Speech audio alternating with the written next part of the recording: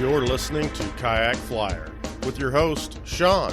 This week we're brought to you by Tennessee Trailers, OutdoorAdventureTrailers.com, the best way to get your kayak to and from the water. Cutthroat Furled Leaders, the only leaders that I use. Cutthroat Furled Leaders are guaranteed to perform for whatever species of fish you're chasing. Check them out at cutthroatfurledleaders.com. Save 15% promo kayak. Stoneflynets.com, the very best in handcrafted and custom fishing nets made in the great state of Arkansas. Check out Stonefly Nets at stoneflynets.com. Hey gang, we are all over the place. If you guys recall last week, we had Patty Lucan on here and she was talking about the sow bug roundup, and we were talking trout with a little bit of smallmouth bass. And today we're going to swing the other direction and we're going to go into carp and even some saltwater fish. We've got Trevor from 3dflyreels.com. Welcome, Trevor. Hey, how you doing, man? I'm doing real good. You know, everybody's around here at the beginning of March. Means trout season's open and everybody's out there, but my mind's on warm water. And I know that's where your mind's at too. But before we get into talking about some tips and tricks for spring carp, you guys at 3D Fly Reels have a new reel. And I thought maybe you would want to talk about that for a minute. Yeah, absolutely. So you may or may not be familiar with El Jefe, the first model that we came out with. I know you are, but your listeners may or may not be. Mm-hmm. It was the first real commercial big fish viable 3D printed fly reel with a real quality drag, quality bearings, quality components, and it's been very successful. It's caught a lot of big fish. It's caught redfish and black drum up over 30 pounds. It's caught common carp over 30 pounds, and a lot of big fish in between. I'd kind of be willing to bet that if you took the first 1,000 fish for El Jefe that it caught, and you took the average weight of those first 1,000 fish, I'd be willing to bet that it's got to be up there in the top 2 or 3 of a 6, 7, 8 weight kind of class reel that's ever made. You know what I mean? Probably the only kind of reels that would compete with it would be reels that were designed maybe for Atlantic salmon, and that were fished exclusively for that. Maybe something like Mako that was only fished for big fish in salt water. But it's caught a lot of big fish, and you know, probably the first 800 fish it caught were carp, and the weight of those carp probably averaged around 11, 12 pounds somewhere, right? So that's a lot of big fish to test it out, right? Yeah. At any rate, the El Jefe, it was kind of groundbreaking, revolutionary, and it came out really good, and the people who own them are really pleased with them. I get a lot of repeat customers, get a lot of positive feedback. People are really, once they get it, I think maybe they buy it because it's, you know, different and interesting, and then they get it and they're surprised at just how good the quality is and how solid the reel is. But it was the first reel, and it was a little heavy, and there were a couple people that if you dropped it in just the right conditions, you could break it a little bit, right? So with El Capitan, which I don't know if you can see it very well, it's coming out pretty good. So with the next iteration of the reel, which is named El Capitan, or the Captain, we concentrated on making it not only lighter, but also stiffer and more durable at the same time. So we switched from a plastic called PETG to a plastic called ASA that's much more impact resistant. And on components that are particularly susceptible to impact, mainly this black portion of the spool right here, we switched that to polycarbonate that's extremely impact resistant, right? And, you know, I've taken one of these reels and dropped it from bench height 20 times without it breaking and still functioning well, right? So it really worked out. And at the same time, we made it over half an ounce lighter. So we made it lighter and tougher, which is, you know, for anybody who's got any engineering or technical background, that's a tough thing to do, right? Yeah. And it came out really good. The styling is a little bit different, a little more radical. It's got more porting than El Jefe did. El Jefe kind of had a little bit more of a classic look to it. This has a little bit more of a new age look to it. And I suspect some people might like that styling of El Jefe better. And we've got one El Jefe left for sale on the on the website. It'll be the last one until it'll get a future upgrade at some point, right? And we'll bring back the name. We'll rebrand it like a Bronco, right? Yeah. We'll bring back the original Bronco at some point. But the original El Jefe, just one left. But El Capitan is up for sale on the website, live right now. It's only available in the 6, 7, 8 weight right now. But this is the first spool for a 4, 5, 6 weight. So working on getting that designed and getting parts procured for it. The challenge here is getting it light enough. You really need a 4, 5, 6 weight to be pretty light. You've got more leeway for weight on a 6, 7, 8 weight. And I'm working through that challenge, and hopefully I'll get either a full model release relatively soon or some pre-orders. Right? Yeah. So Yeah, that's I got a little bit of feedback there. That's one of the things that for me and a lot of guys who kayak fish or, and honestly, I don't know anybody who hasn't done it. But one of the interesting things about the 3D reels, other than being really strong and being saltwater resistant, being as resistant as they also float. And so if you drop it in the water, it's not like your big heavy metal reel, that's just going to sink right to the bottom. And so you can actually retrieve it back if you drop it in the water, which is huge. I mean, because we've all dropped reels in the water and rods and reels in the water. And there's nothing more depressing than watching, $700-800 just float down to the bottom of a lake. I've done it myself. I floated about $1,000 rig to the bottom of the lake once, and yeah, it only floats when it's attached to your rod. It doesn't quite float on its own, but your rod actually wants to float. If you take your reel off and you throw your rod in the water, between the cork and the hollow construction, it floats like a bobber, right? But you put that metal reel on it, and the reel drags it down. This is just buoyant enough that when you can combine it with that rod, they both float together. So, which is pretty cool. I know one customer at least that took a dive off the back of their polling platform with their reel in hand, and they threw the rod to the side as far away from it as they could as they were going over, and were able to swim over and grab it. Right, pretty cool. So, and people like it in the flats. You can just kind of throw the rod away from you when you're dealing with a fish, right? It's not going to sink to the bottom and get away from you. But it does. I think it is best for the kind of kayaker and drift boat fishermen. That you just don't have to worry about it. Guides on rivers. I've talked to quite a few guides that they lose a rod or two a year, where the people just not used to catching fish and hooking fish, and they hook it and they let go, right? And boom, it's gone, right? So you can kind of avoid that a little bit. Yeah. Yeah, and that's really, really convenient for a lot of folks. And, it's March. River season is right around the corner. I think 2 years ago, I think it was March 18th was my first day on the water. We had a really warm March. So we're getting ready to head out. I know one of the little ponds that we can catch trout in here, the trout have sort of turned off. The the largemouth bass are hitting, catching more of those than trout. So we're really into that, almost out of second winter into second spring here, and people are going to be out. So carp fishing is really, really taking off. A lot of people are really enjoying it. There's not as much pressure. I know a lot of kayak guys, they want to go to the lake, and every time they go, there's a club tournament or some kind of bass tournament going on, and there's boats everywhere. I know now some of my favorite rivers are just being inundated by recreational kayakers who are just, splashing and hooting and hollering. And, that's fine. I mean, you've got the right to do that, but Their water too. Yeah. Yeah, right. exactly. I'm not being mean, but That's right. carp is a nice alternative to get away from some of those places that are pressured.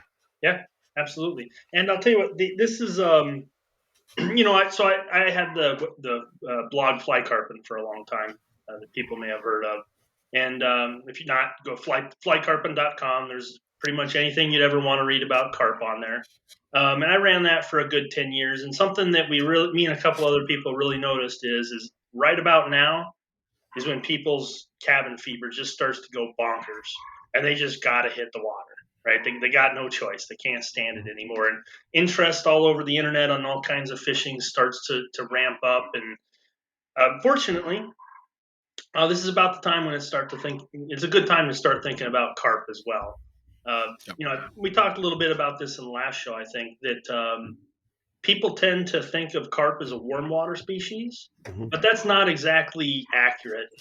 They're actually more of a cool water species, and they prefer slightly colder climates and slightly colder water temperatures than like a largemouth bass, for example. They're definitely a little higher, a little cooler in the scale than largemouth. The thing that confuses people is they just have a really wide tolerance range. So they can succeed in very warm waters and they can succeed in pretty cool waters. And they have probably the broadest range of success of any freshwater fish in North America. So people start to think of them as a warm water fish, but they're actually a cool water fish. And you can start catching carp relatively early in the season. So, for example, I lived in Denver for 10 years, the last time I lived there. And that's where I kind of grew up as a carper. And this is about the time you start checking out the ponds in Denver. Yeah, basically as soon as you get ice out, which is right about now usually, um, the fish will be live and they'll be catchable. And as a matter of fact, kind of eager and kind of hungry and aggressive right as soon as you hit ice out. As a matter of fact, on multiple occasions during partial ice out, when there's just a ring of ice around a pond's edge or something, I've seen carp tailing underneath the ice ledge. They really get going. So people might think, hey, I'm not going to have viable fishing until May or June or something like that. But you can start catching carp as soon as you hit ice out, typically on smaller waters and smaller rivers. On really big bodies of water, um, they might stay deeper and just kind of stay in a hibernating mode for a little bit longer. Um, but even then, you can start finding your first fish even in Denver in the April time frame in big still water. It can be tough, but they're viable targets. Now you're in the Midwest, right? What state are you in? Missouri. Missouri. Oh, Missouri, you're probably live now. Is Yeah. my guess. There's probably you've iced out probably, right? Hmm. Yeah, you've Yeah. iced out. People can go catch carp right now in the ponds and maybe some smaller lakes. Probably not something like the Ozarks or whatever. That's probably not viable yet. But also, like we talked about last time, rivers that stay ice free, smaller rivers, those fish all winter and they can get really good this time of year, right? So it's Yeah. to start getting out there and looking. Yeah. One question I have for you, and I know, especially Missouri, but I know these places are all over. But being along the Mississippi River, we have a couple of federal wetlands that you can go in and fish, and you can bird watch, and during duck season and goose season, you can hunt. But the lakes are about 5 foot deep, Mm-hmm. with about 7 foot at the edges all the way around, and these are huge, huge lakes. But there's a lot of carp in there. But with Mm-hmm. all the vegetation, it's real, and it's mucky. It's dirty. It's not real easy to see. But I know a lot of guys who have bow fished down there, and a couple of state records have come out down there from bow fishermen. Mm-hmm. I see a lot of crappie pressure on it. I see some bass pressure on it. But for a guy who's going out into a stained water that's, let's just call it between, 6 and 10 foot deep, how do you just sort of fish for carp without having to see the tailing and seeing them moving through the water like you would if you were fishing a smaller river? So what are the boundaries like? Do they have any shallow boundaries, or does it run right into a 6 foot bank? 6 foot bank all the way around, and it's actually a little bit deeper at the boundary. Oh well, So the shallower's in the middle. that's a really interesting quandary. So what you really need to do for that is you need to start to learn when you can find shallow suspended fish, which is what the bow hunters are fishing for, right? Right. Because they're only able to see the fish in the top 2 to 3 feet max, probably even less than that from your description. So they need to find times and periods when the fish are up in that top foot of the water column. You need to find those same time periods, and obviously from a sup or a kayak, you need to learn how to get up on those fish when they're up on that top layer. Recognize that you are kind of stealthy in that sup and kayak, especially if you can find them in any. Is there any vegetation poking out? at all? Oh yeah, there's vegetation everywhere. Now, I'm not talking like subsurface moss, but I'm talking like flooded brush sticking out or anything like that. Okay. Lily pads, trees, limbs, logs, you name it.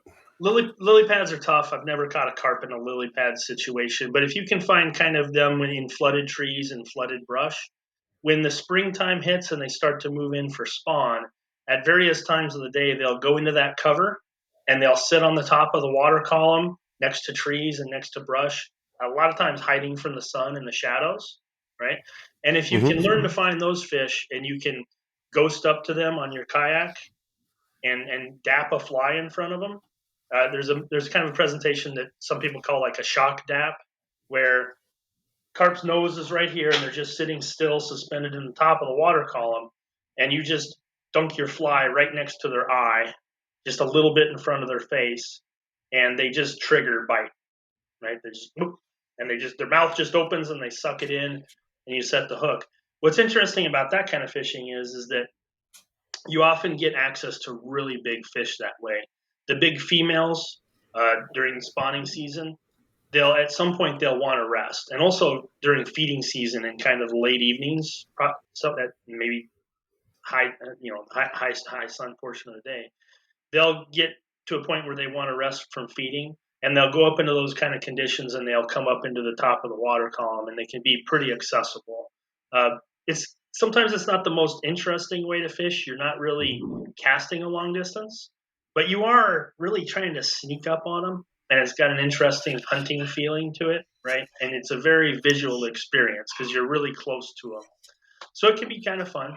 The other thing that you're looking for in that scenario is you're looking for cruising fish, probably also associated with spawn time, where fish are kind of slowly cruising at the top of the column, maybe in a pattern of fish, and you're trying to present a lightly weighted, almost neutrally buoyant fly in front of those fish. I would start with an egg pattern in that scenario, probably in like a lime green or a peach. So, because the benefit of the egg pattern is that it hits really softly, and then will actually stay on the top of the water for just a moment in time, and then it just starts to sink really, really slow. So what you can do with those kind of typically kind of neutral top water cruising fish in that scenario is present that fly well out in front of them, drag it until it's going to be in their trajectory, and then just let it float right down in front of them, and they'll come over and grab the fly. A good friend of mine named Mike Medina, he's mastered that technique, and he catches all kinds of carp in those kind of scenarios, right? Now you're not going to be able to catch tailing carp in that situation, unless you can find a scenario where it's over mud or gravel, and you can see bubbles bubbling up to the top where the fish are feeding deep. I have successfully in that scenario gotten out there on a kayak or a sup and presented a fly, and kind of probably a black leech would be the best option, black woolly bugger if that's what you have, under a bobber or an indicator, and try and get that fly down around where those bubbles appear to be bubbling up, because that might be a feeding carp, and they can find your fly and take down the bobber, and then you can catch them that way. And that can be pretty fun. Well, since we're going to talk cheating and using a bobber, what do you think about scents when it comes to carp? No to good. using a scented fly. No Are good. you for that? No good? No good. That's cheating, man. Well, I thought I'd ask. You can always ask, and you can listen. That's, I think, did we have this conversation last time? It's a little We bit. might have. We might have. It's a little bit snobby of me to say that, and I don't want to be a trout snob or a carp snob, because I find trout snobs obnoxious, right?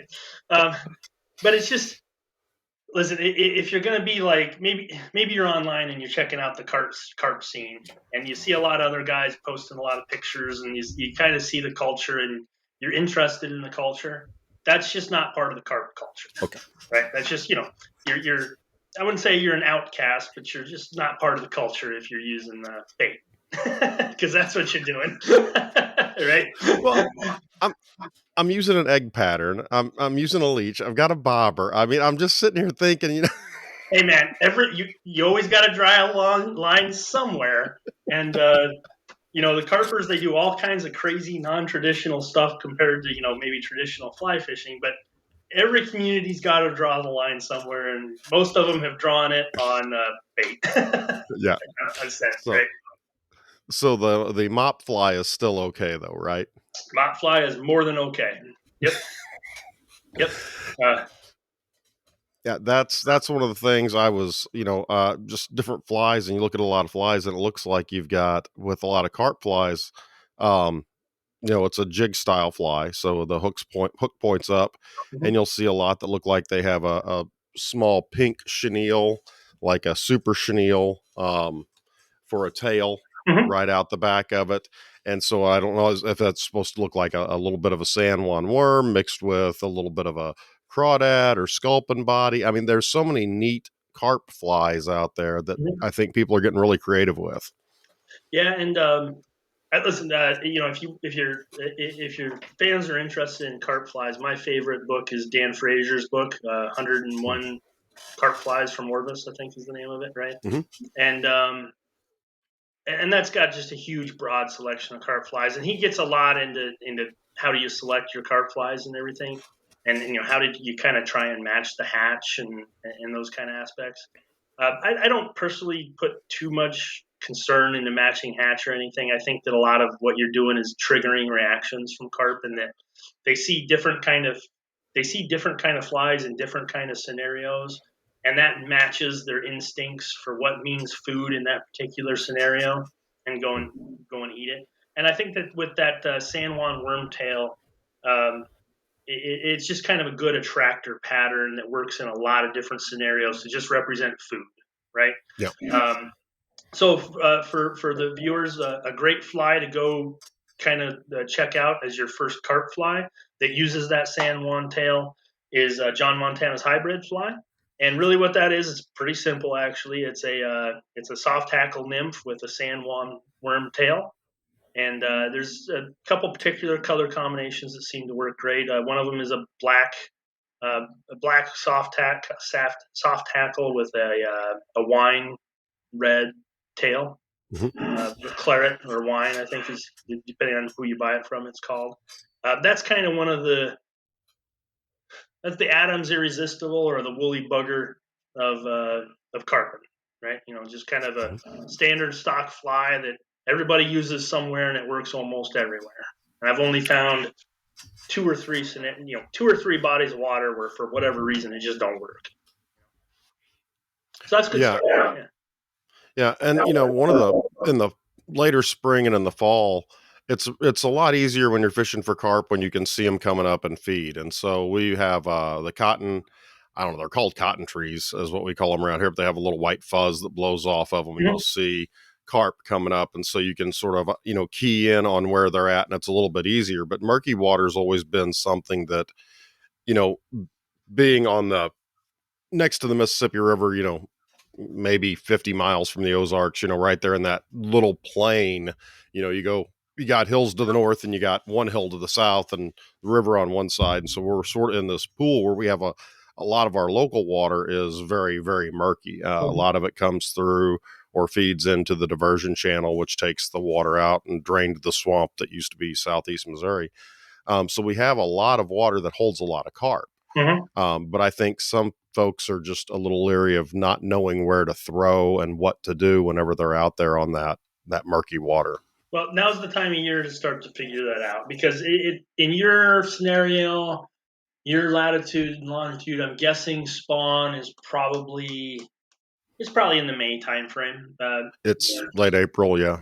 late April, early May, right?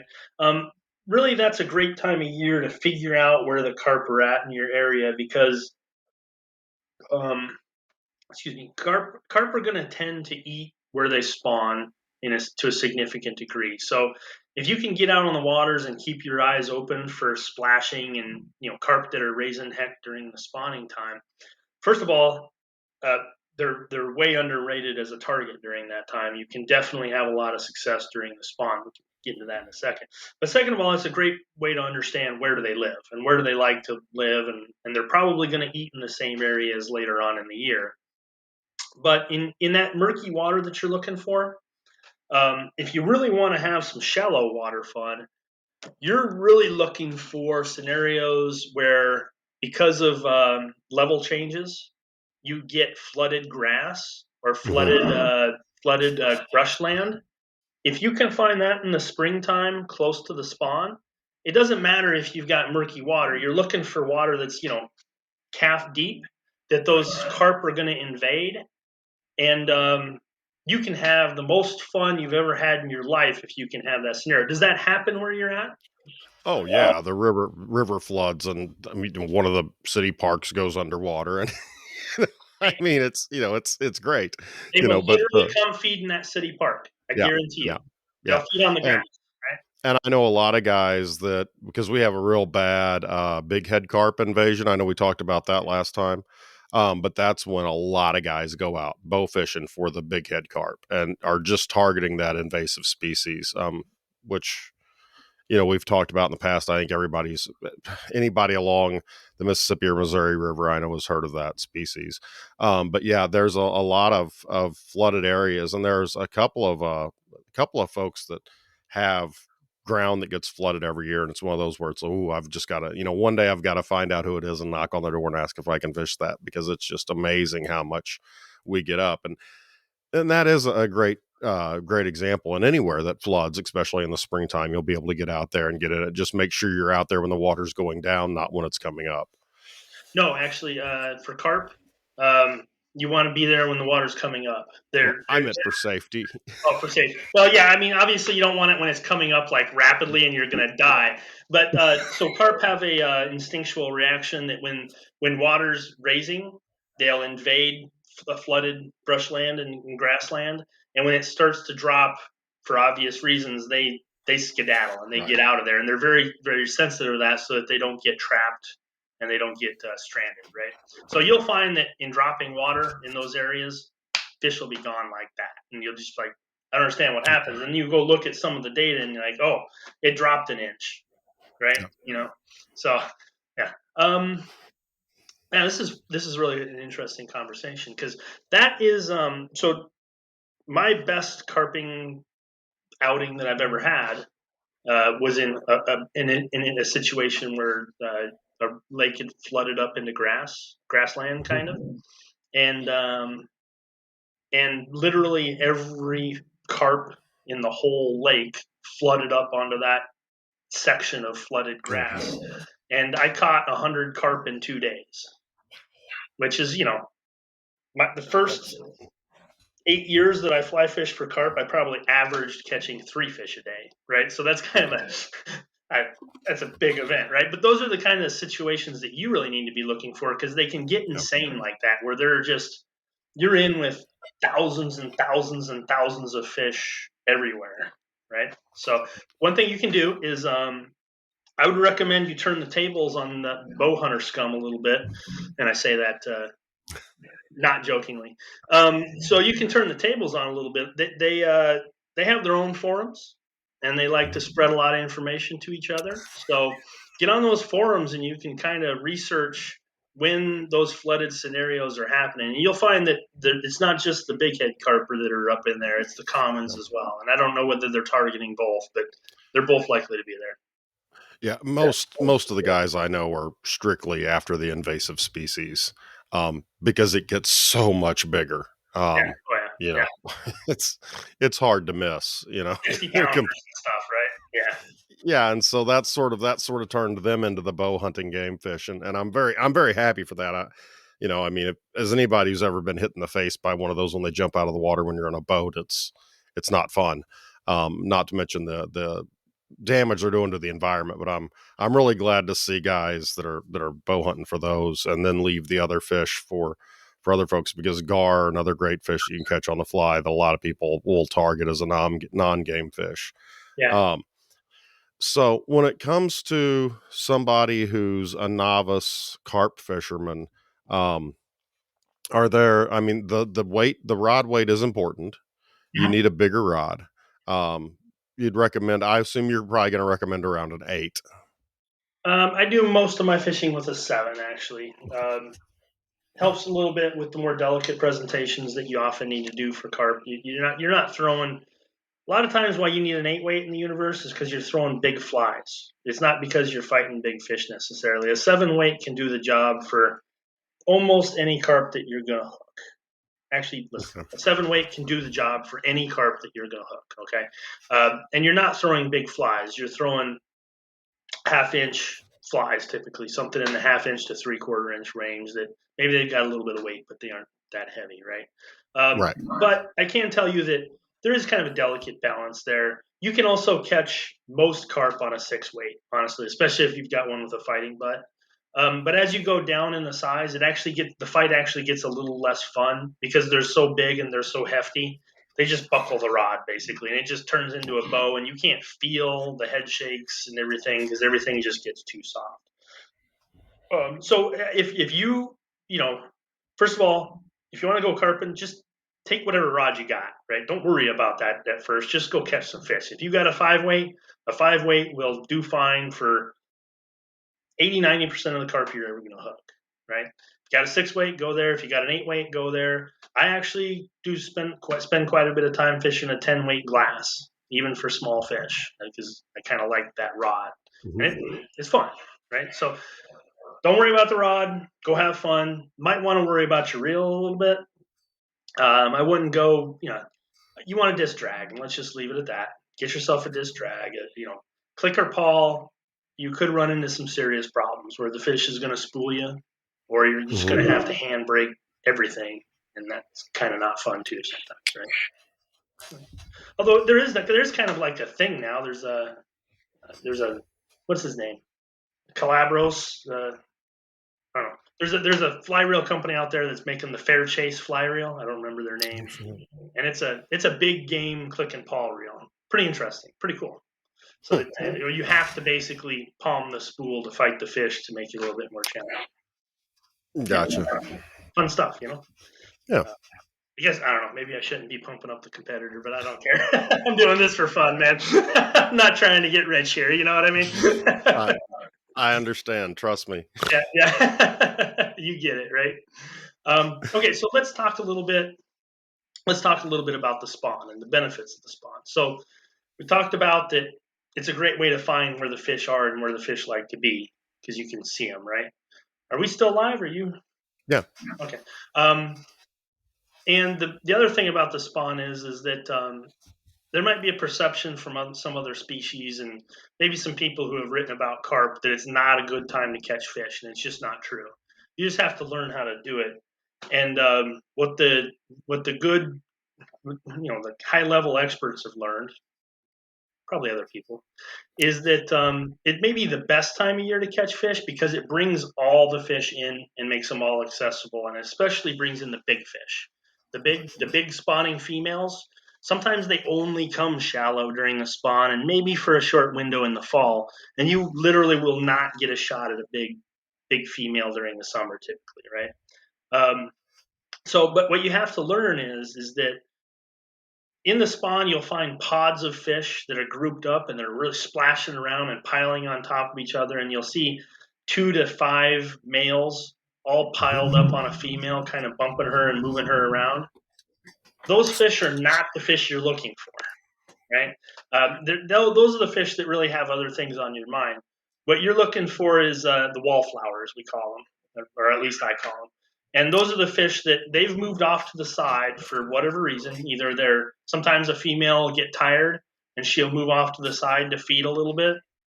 Sometimes males, they just aren't in the game for whatever reason and they're circling around the outside. But if you find those fish on the periphery of the main pod of fish, that's when you can start to have some action. You can start to have some serious action because those fish can get really aggressive. They're away from the main pod for a reason. They're looking to feed, right? And that can be some of the best fun you have fishing, period, and a good time for a beginner to learn, as long as the beginner can get it through his thick skull that you don't want to go where there's more fish. You want to go where there's a little bit less fish, right? And that's hard to do because you see there are literally 4 million fish 50 feet that way, and there's 10 fish over here. but not one of those 50 million fish is going to eat your fly, and every one of those 10 fish might, right? So, so there's like this willpower thing where you have to will yourself to ignore those 50 billion fish and focus on the actual targets, right? Yeah. Yeah, that's a lot like when the white bass are running up out of the lakes. You've got it when they're all piled up, it's too late. Yeah, there you go. Right. But before then, it can be the most fun you can have, right? Just fish after Yeah. fish after fish after fish. Yeah, it's all fun and games until they hit the shallow spot, and then it's like, they're doing something else. They got business. So, do you fish Lake of the Ozarks any? Not Lake of the Ozarks. We've got Clearwater and Wapapello down here. And those are two of the really good ones. And then I'm actually closer to Kentucky Lake than I am to Lake of the Ozarks. Now, are those lakes off color as well, or is it just things that are Yeah. connected to the Mississippi? Though they're all well. I'm not sure about Kentucky. I haven't been over there in a while, but usually Clearwater is relatively clear because the Black River's relatively clear. The Wapapello, it's coming in out of the St. Francis, I think, and it's generally kind of dinged. So I need to hit Clearwater more. I've been Clearwater below the dam a lot, and they've got a large paddlefish population in there, Oh, and interesting. that's really interesting. But it's a couple hour drive, and so it's one of those where you're going to make a day out of it when you go, as opposed to some of the local smaller lakes that are right here that are either really really deep or they're kind of dingy because they're all runoff water. Hmm. Right. Um, and it might be a good idea for you to keep your eye open for smaller ponds in your area as well. Then, smaller Yeah, ponds can be a better place to cut your teeth on carp and kind of learn how to get in the game. It's easier to find the fish. It's easier to pattern them and kind of get started. yeah, and we've got a lot of city lakes and or small ponds that they have out here, and those are really nice places for folks that aren't wanting to get out a lot to go and find stuff, to practice on and to look at. I know, there's all kinds of carp in the one that's 5 blocks from my house. I mean, they're everywhere in that place. Um, you know, Go get them. um, and then, the little drainage creek that runs through town's full of them. You just have to find a place to cast. But yeah, I think it's a fish that most people can find access to because it's not as picky.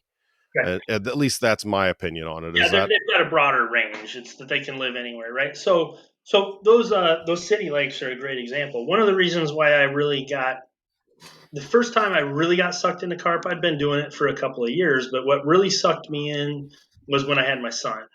And you got more important things to do than drive a couple hours to get up north to go salmon fishing or whatever. I was in Michigan at the time. yeah? But I could get out for an hour or two to go hit a local pond or a local lake and get my fix a little bit, right? And get a little daddy time away Hmm. without becoming a burden on the family.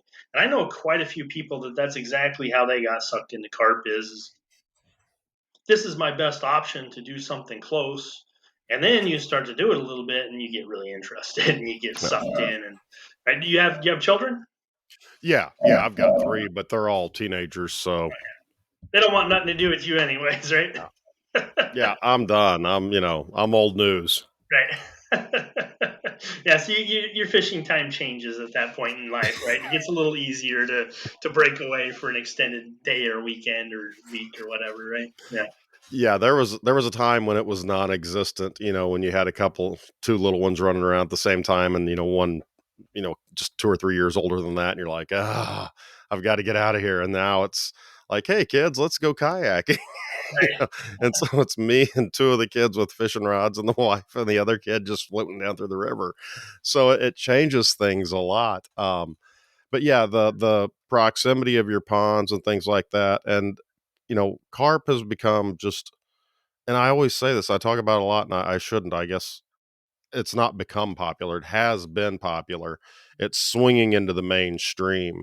But when you think about how much time and effort guys put into trout Mhm. and trout flies, and unless you live in one of those magical places where trout are, really abundant, you live in Missouri, anywhere, Arkansas is good.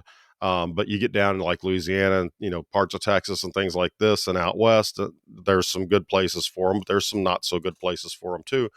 But it seems like this is almost a fish that is as finicky and is as much fun to catch and as much fun to fish for. And so a lot of guys that may not have a trout opportunity could definitely look at carp as an alternative. Right, absolutely. Yeah, I figure that there's probably, if I'm a betting man, 85% of the people in our fine nation have access to viable fly fishing for carp within an hour of them. Yeah. Actually, if you're going to call it an hour, I bet it's more like 90 to 95%, right? You got to Yeah. shut out maybe parts of Hawaii and Alaska. Um, and that's about it as far as I know, where places where you probably can't get access to carp. Some people living in certain parts of the mountains, but even like in Colorado, there at least one of the mountain lakes up at like 8,000 feet has a good carp population, right? So the vast majority of our country has access to carp that they can go fly fish for. Florida doesn't have much either, incidentally. But if you really think about it, probably what 20-30% of the country has ready access to trout within an hour of them. Hmm. It can't be more than that, right? So it's just a bigger opportunity for people to be able to do this without extravagance and having to do big things and travel and go to places. And you kind of find that because of that, part of the thing I love about the carp culture is you just have a bunch of very real, down to earth people in it, because they're just real down to earth people that just want to fish in their area. Not people who can afford to fly into Utah or Colorado or Alaska or whatever. Or maybe they can't afford to do it and they do it, but also at the same time they're just normal people that just down to go fish, right? So Yeah. Yeah. And that's, it's one of the creeks I grew up on, and there was some bass, some bluegill, but man, there were a lot of carp and gar, you yeah, know. And had I been realizing that I could have been catching like some of those on the fly rod when I was 16 years old, it would have been. But I was just throwing bass flies. But yeah, I mean, it would have been a game changer, and I think that's really good, especially for folks that don't have the opportunity to get out. I mean, it's 2.5, 3 hours for me to catch a trout, mm-hmm. except for when they stock them in the winter in the ponds, it's you're not going to get there. And generally in Missouri, at least where I'm at, it's easier for me to buy an out of state Arkansas license and go there, just because it's closer than the stocked parks in Missouri. Yeah. So it is an option for a lot of folks, because I've heard so many people say, well, fly fishing's only for trout. And we finally busted that myth, and now bringing everybody into this where it doesn't have to be a game fish, quote unquote, to enjoy fishing. So that's an interesting statement, because I may be so far out of the norm. You know how with social media that basically you get in your circle and it just Mhm. locks you off in your circle? I may be so deep in my own carp circle. I think of carp as completely, totally, normally mainstream. It doesn't even occur to me that it's not anymore, right? Yeah. All of my acquaintances basically have or do fly fish for carp, or you know what I mean. So it may be true that in corners of the internet, people are still like, carp, right? Sometimes I don't see it, and Right. when I do see it, it's kind of like, where are you from? I just end up blowing those people off as, not critical to my existence, right? But I think it's a great thing that we can do, though, to get more people into fly fishing. Especially, well, as long as they're not fishing where I'm at, but um that's the key. But to get folks into fishing and fly fishing different waters and fly fishing different areas. And I think, a lot of the fly fishermen, well, most all fly fishermen I know hardly ever keep a fish. It's got to be something really nice and generally out of salt water if you're going to keep it. But it's a great way to show conservation to other folks too. Just because you're catching those fish and throwing them back. And then maybe you do run into somebody who's bow fishing and say, hey, what are you going to do if you, can't get one? Well, I'm just going to, feed it to the cat or whatever. Well, why don't you try to target those others? Because these are great for me to fly fish. Or why don't I take you fly fishing one day and you can see how much fun it is to not target that one with a bow and just go after the invasive species. Mm-hmm. Yeah. Well, you've got a better attitude about it than I do. I'm a little jaded, and you pointed out earlier that in your neck of the woods, the bow fishers may actually serve a very real and legitimate conservation cause, right? Mhm. For the most part, what I've had exposure to, it's just it's kind of an excuse for murderous behavior, just killing for fun and It's the chucking things on the bank, and it's the prairie dog hunting of the of the fishing world.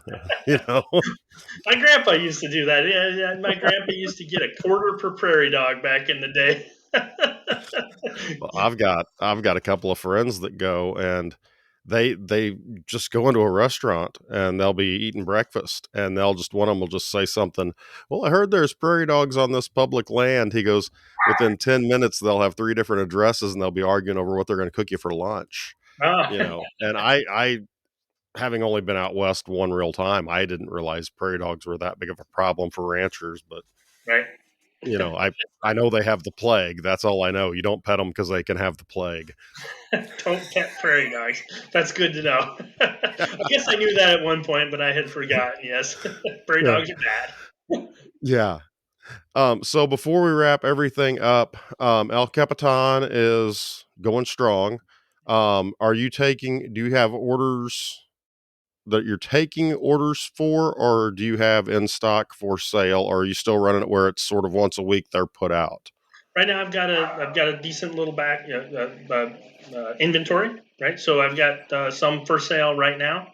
I could run out of those at any minute, but I do have some for sale right now. And you can go ahead and go to 3dflyreels.com and find the El Capitan page and go on ahead and order. Like I said, there's one El Jefe left. And so if you want that last, it's a collector's piece, right?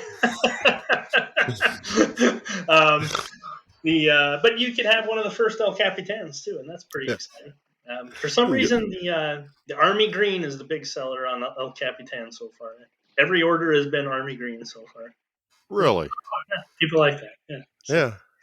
Must be fishing a lot of TFO rods. They want to match the colors to them. there you go. Actually the light blue color that I So the navy green, the army green's the best color. and I don't know why, it's just kind of a cool looking color, I guess, and kind of a little bit maybe a few people figure it's sneaky, right? Yeah. It's camouflaged a little bit, right? Yeah. So yeah, you can go to 3dflyreels.com, go to El Capitan, and got ones, have reels up for sale right now. Yeah. And again, I mean, for the price of the reel, it's a great price. Mhm. I mean, I can't say that enough. I think people are going to be astounded when they see the price compared to a lot of other reels, especially for one as durable as this. Yeah, absolutely. So, yeah, man. And guys, get out there and go after carp. I mean, and the vlog's still up, correct? Yep. So people can head over there and read it. Yeah. Dan Frazier's got his book out, which has been out for quite some time, and you can follow Trevor and 3D Fly Reels on Instagram and see what the reels are catching. I know you put up a lot of pictures of what people have caught with the reels. Yeah, this has been fun. Let's see here. We got some bonefish, black drum, shark, all kinds of crazy fun stuff. Tons of carp, obviously, right? But I think it's caught 28 species so far that people have kept track of. Funny story for you, just because of the community that I come from. The reel had caught, I think, 22 species before it ever caught a trout, and probably well over 1,200, 1,300 fish before it caught its first trout. So that tells you, I kind of think of trout as weird, right? Whole different perspective. Was I mistaken, or did Pablo get a reel from you? Did who? Pablo from Bajuco Flats. Oh yeah. No, he got one. Yeah. Mm-hmm. Yeah, he's got a chili pepper red that matches one of his rod plates. Right. Yeah. So he got one for one of his customers too that got that chili pepper red rod blank. So yeah. Uh-huh. Yeah, He's a good guy. he's a I great really guy. enjoyed working with him. Yeah, and he tells me I can stay at his house whenever I come down there to fish, but I have to stay in the room with the cat. Well, there you go. So I'm just hoping I don't have to use the litter box. Right. Well, you can't argue with the man. Free room, right? Exactly. But yeah, I mean, just the fact that, Bajuco has done such a giant business, and it's just working his hind end off, Mm-hmm. making rods, and he's out there fishing. I mean, that's one of the things. He's out there fishing a lot for, him to start getting your reels. That's huge in my opinion, Yep. Oh, So, they're viable reels. You can catch whatever fish you want on them. They work great. It's kind of interesting just because the structures, the 3D printed plastic, I was actually a lot of the cost is invested in the components. mhm. Good high quality stainless steel bearings, good high quality stainless steel components, right? And it's a good reel. Yeah, Yeah, fun. and great for salt and everything else. So, guys, we appreciate you joining this week. Again, check it out. It's 3dflyreels.com, guys. You guys won't regret it. Just head on over there, check out the El Capitan. There's an El Jefe left, and Trevor will get you hooked up, and you guys can start heading out for carp anytime you want to, and head down to the saltwater, and you've got a reel that you can be confident with. So we'll talk to you guys next week. Thanks. All righty. You're listening to Kayak Flyer.